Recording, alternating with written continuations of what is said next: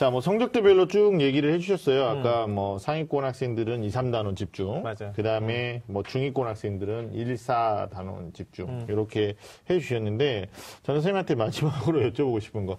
아니, 탐구에서도 특히 과학은요, 4등급의 축복 있어요.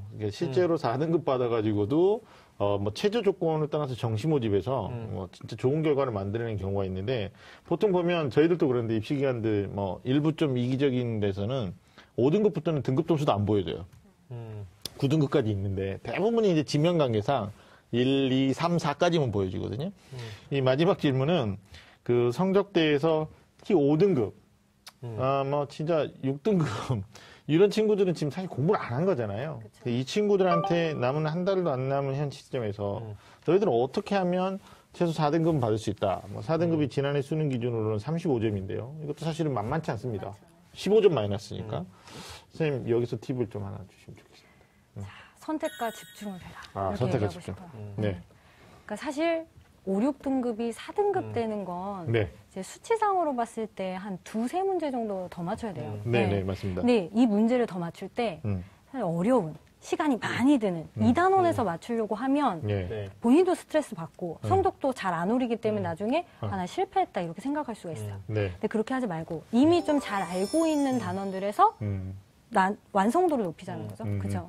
이미 잘 알고 있는 단원들의 문제를 다시 반복적으로 풀면서 헷갈렸던 개념들, 틀렸던 개념들 다 모아서 마지막에 이제 퍼즐처럼 맞추는 거죠.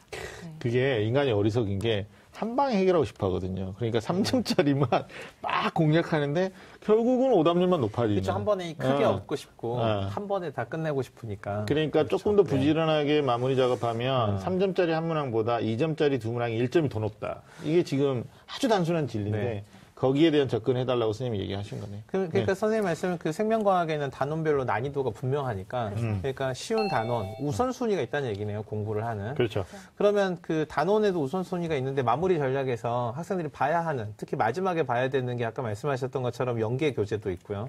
특강 완성도 있고, 그 다음에 기출문제도 있고, 뭐 그 다음에 교과서도 있죠. 맨날 평가원장님이 하는 교과서를 중심으로. 기본적인. 그러면 그 봐야 되는 이 교재, 여기서는 우선순위 어떻게 정할 수 있을까요? 그러니까 우선순위 사실 기출문제가 제일 중요하죠. 왜냐하면 이제 출제 경향을 파악할 수 있으니까. 정말 영 시간이 없다. 난 정 시간이 없다 그러면 기출문제만이라도 꼭 봤으면 좋겠어요. 왜냐면 기출을 많이 풀다 보면 예측이 좀 돼요.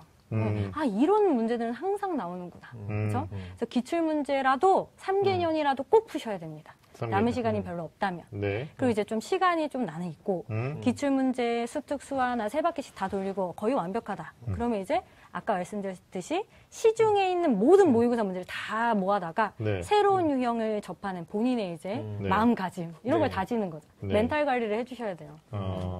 알겠습니다. 뭐 더불어서 문제풀이에서 특히 이제 소위 말하는 파이널 특강이라는 게 있잖아요. 뭐 이제 사교육에서도 많이 하고 그러는데 그게 추석 이후에 문제풀이로 해서 문제들도 좀 새로운 문제들을 가지고 유형별로 접근하는 것도 또 있더라고요. 뭐 그런 것도 뭐 학생별로는 개인 성향에 따라서 활용하는 것도 나쁘지 않을 것 같아요. 그렇죠. 근데 이제 제 생각에는 상위권에 어느 정도 이제 개념이 된 친구들은 파이널 특강 들어도 좋을 것 같아요. 그러니까 새로운 문제를 막 요구하는 친구들 있죠? 왜냐면 이제 새로운 문제에 대한 두려움을 극복하고 싶은 친구들. 개념도 어느 정도 돼 있고 문제풀이도 완성돼 있는 친구들은 그 방법이 적합할 것 같은데요. 나머지 중하위권 학생들은 이미 알고 있는 개념, 풀었던 문제라도 다시 한번 보는 게 더 효율적일 것 같아요. 괜히 이제 막 이제 뱁새가 황새 따라간다는 말이랑 비슷한데 공부 굉장히 잘하는 친구들이 그런 거 특강 듣는다고 따라가는 친구도 있거든요. 맞아요. 근데 제 생각에 그거 옳지 않죠. 본인의 이제 단계를 딱 파악을 하고 본인의 수준에서 할 수 있는 최대한을 하셔야지 남들 하는 거 다 따라하면 절대 안 돼요. 지난 추석에 우리는 사교육 가서 학원비 임대료 내줬네요. 그런 학생들이 있네요. 그러니까 일사단원 정리를 혼자서 차분하게 하이라이트하고 계속 개념을 정리하면서 문제를 풀어냈어야 되는데 진짜 선생님 중요한 말씀해 주신 게 제가 또 그걸 유도한 건 아니지만 자기 분수에 안 맞는 학습을 하는 경우들이 굉장히 많거든요. 시간이 없으니까.